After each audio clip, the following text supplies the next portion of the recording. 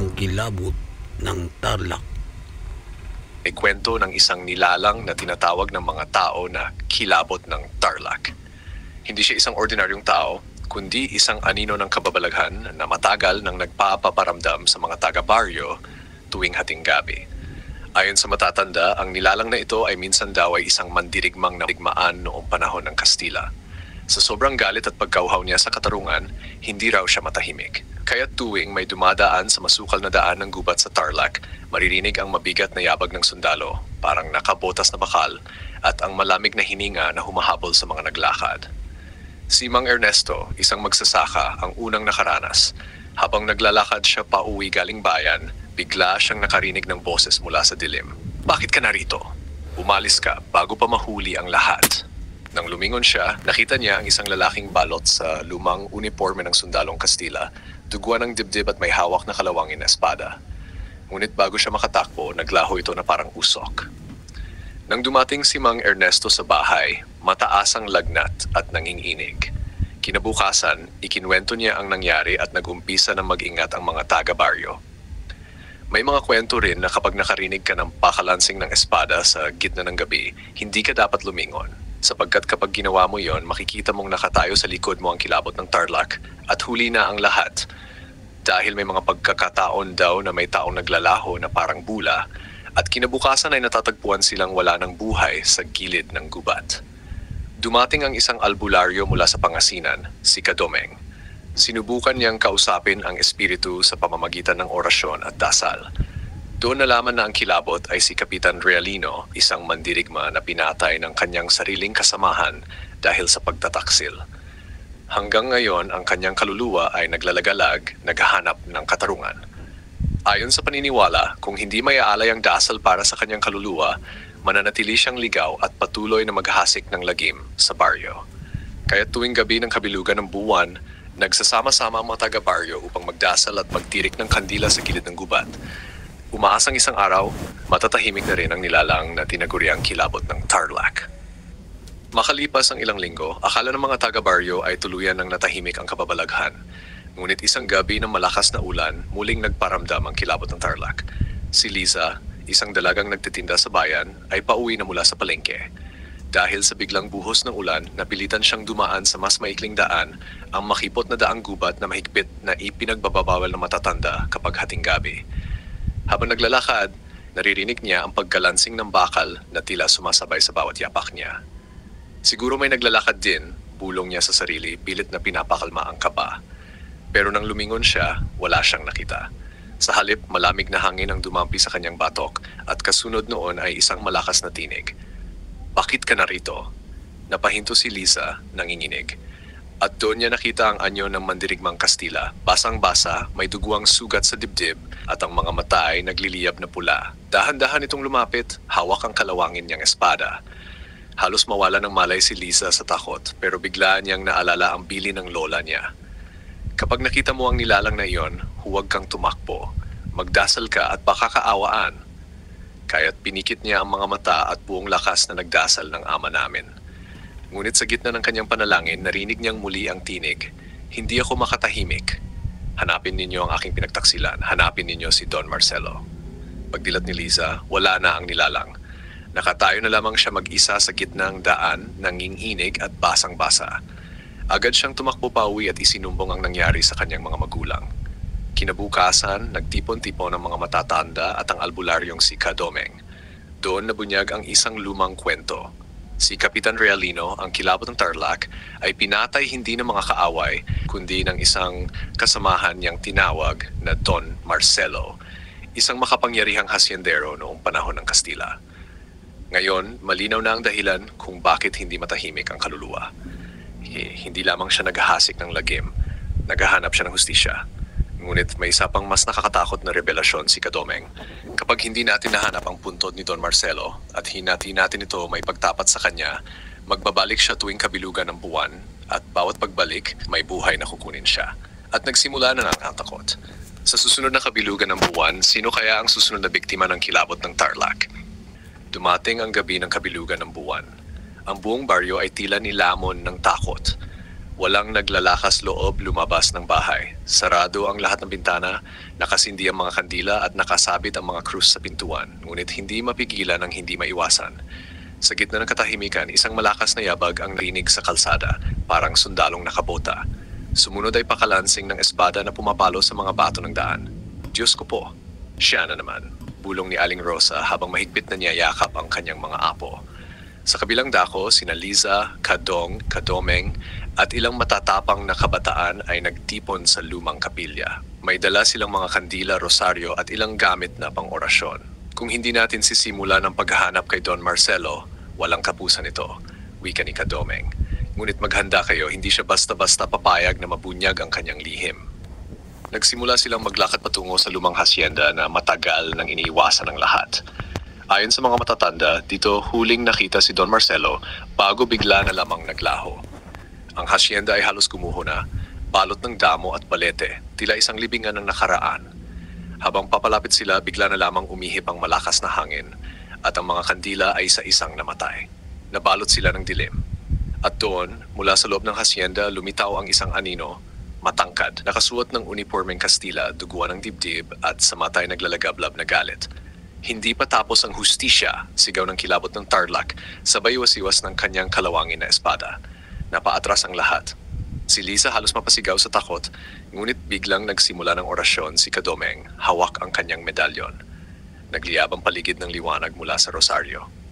Kapitan Realino, ipakita mo sa amin ang kinaroroonan ni Don Marcelo. Sa halip na umatake, biglang napahinto ang anino. Unti-unting nagbago ang tinig nito, tila naghihinagpis. Sa ilalim ng punong balete sa hacienda, doon nakalibing ang Tridor. Hanapin ninyo siya. At sa isang iglap, naglaho ang anino sa hangin. Ngunit naiwan ang malamig na pangako. Kapag hindi ninyo siya nahanap bago magumaga, kukunin ko ang isa sa inyo. Nagtinginan ang lahat, nanginginig. Alam nilang wala nang atrasan. Kinailangan nilang hukayin ang lihim ng hacienda bago sumapit ang madaling araw. At sa ilalim ng liwanag ng buwan, nagsimula ang paghukay sa lilim ng malaking balete, kung saan ayon sa kasaysayan, nakalibing ang Tridor na si Don Marcelo. Sa ilalim ng kabilugan ng buwan, nagsimula ang pangkat ni Kadomeng at Liza na maghukay sa lilim ng malaking balete. Ang lupa ay matigas, parang ayaw magpahukay. Bawat hukay ng pala ay tila may kasamang ugong na nanggagaling sa ilalim. Parang may humahadlang, bulong ng isang kabataan habang patuloy sa paghuhukay. Biglang may kumalabog sa ilalim ng lupa, parang may bakal na bumangga. Nang hukayin nila ng mas malalim, isang lumang kabaong ang kanilang natagpuan. Balot ito ng kalawang at ugat ng balete, tila ba mahigpit na ikinulong ng kalikasan. Nang buksan nila ang kabaong, bumungad ang isang kalansay na nakasuot pa ng lumang barong at may gintong singsing sa daliri. Ngunit ang nakakatindig balahibo, nakabaon pa sa bungo nito ang isang kalawangin na kutsilyo. Si Don Marcelo, bulong ni Kadomeng. Ito ang Tridor na pumatay kay Kapitan Realino. Bigla na lamang yumagang lupa. Ang mga ugat ng balete ay kumilos na parang ahas, pilit na ibinabalik ang kabaong sa ilalim. At mula sa kawalan, narinig nila ang mabigat na yabag at malakas na sigaw, "Hustisya!" Muling lumitaw ang kilabot ng Tarlac, hawak ang kanyang duguang espada. Ngunit ngayong gabi, mas malinaw na ang kanyang anyo, tila hindi na isang multo kundi isang kaluluwang puno ng galit. Ang kanyang mga mata ay nakatutok sa kabaong. "Marcelo, ang dugo ng pagtataksil ay kailangang magbayad." Sigaw niya, sabay sabat ng espada pababa. Ngunit bago patamaan ang kabaong, mabilis na sumigaw ng orasyon si Kadomeng, hawak ang medalyon at itinapat sa anino. "Kapitan Realino, hindi ito ang paraan. Kung gugustuhin mong makatawid, kailangang patawarin mo at ipasa Diyos ang iyong hinanakit." Ngunit tumawa ang anino, "Hindi ako makakaalis hanggat hindi siya napaparusahan." Nagsimulang magdilim ang paligid. Ang hangin ay umikot, parang ipo-ipo. Ang mga kandila ay nagliyab ng kulay asul. Nagsigawan ang mga kabataan, pero si Liza ay hindi umurong. Lumapit siya sa kabaong at sabay dasal ng Ave Maria. Laking gulat nila nang biglang lumiwanag ang kabaong at pumutok ang matinding liwanag. Isang aninong lalaki ang bumangon mula rito. Si Don Marcelo mismo, nakatali ng mga ugat ng balete, sumisigaw at humihingi ng tulong.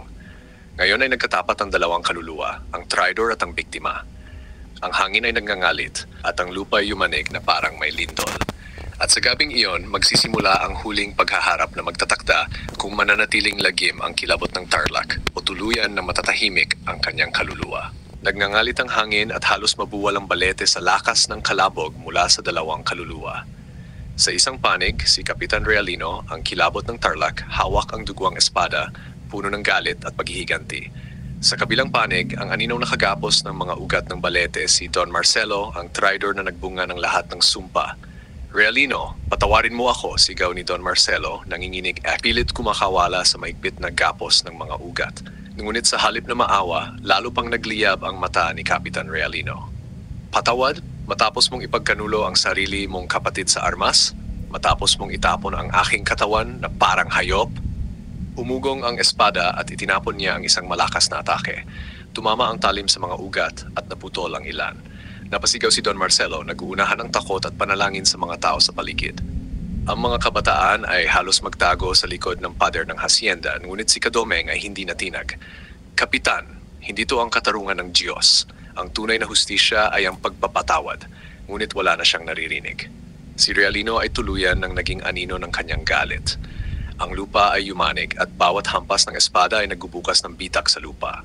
Kung hindi natin pipigilan, malulunod sa galit ang kanyang kaluluwa, bulong ni Kadomeng kay Lisa. Paano natin siya mapapakalma? Nanginginig na tanong ng dalaga. Isang sakripisyo lang ang makakapigil, sagot Bulario. Kailangan ng isang inosente na mag-alay ng panalangin para sa dalawang kaluluwa, para sa tridor at para sa biktima. Nagulat si Lisa. Ako? Ako ba? Ngumiti si Kadomeng sabay tango. Ikaw lamang ang pinili niya noon. Ikaw ang nakarinig ng kanyang hinaing. Kahit nanginginig, lumapit si Lisa sa gitna ng dalawang nagbabanggaan. Pinikit niya ang kanyang mga mata at buong pusong nagdasal. Panginoon, patawarin niyo po si Don Marcelo at si Kapitan Realino. Bigyan niyo po ng kapahingahan. Naway matapos na ang galit na bumabalot sa kanila. Habang binibigkas niya ito, biglang nagliwanag ang kanyang katawan. Ang dasal ay naging parang musika na umalingaw-ngaw sa paligid. Ang espada ni Realino ay natunaw sa liwanag at ang mga ugat na gumagapos kay Don Marcelo ay unti-unting naglaho. Parehong natigilan ang dalawang kaluluwa. Tumitig si Realino kay Marcelo at sa unang pagkakataon, ang kanyang mga matang pula ay naging luhaan. Marcelo, kapatid, sana ay hindi ganito ang naging wakas natin. Lumuhod si Marcelo, umiyak, patawad sa lahat. At sa huling pagkakataon, nagyakap ang dalawang anino. Unti-unti silang binalot ng liwanag hanggang sa sila'y tuluyang naglaho kasabay ng malamig na simoy ng hangin. Tahimik ang lahat. Ang hacienda ay muling nagmistulang guho ng nakaraan, ngunit wala na ang bigat ng sumpa. Natapos na, bulong ni Kadomeng habang pinapahira ng luha ni Lisa. Ang kaluluwa ng kilabot ng Tarlac ay nakatawid na sa wakas. Ngunit bago sila umalis, napansin ni Lisa ang isang bagay na naiwan sa lupa. Isang gintong medalya na pag-aari raw ni Kapitan Realino. Dahan-dahan niya itong pinulot. Sa paghawak niya rito, narinig niyang muli ang tinig na bumubulong. Salamat, Lisa. Bantayan mo ang baryo. At mula noon, natigil ang lagim sa baryo. Ngunit sa tuwing may dumadaan sa baleta sa gabi, may maririnig pa ring yabag ng sundalo. Hindi na banta, kundi paalala na minsang may kaluluwang lumaban para sa katarungan.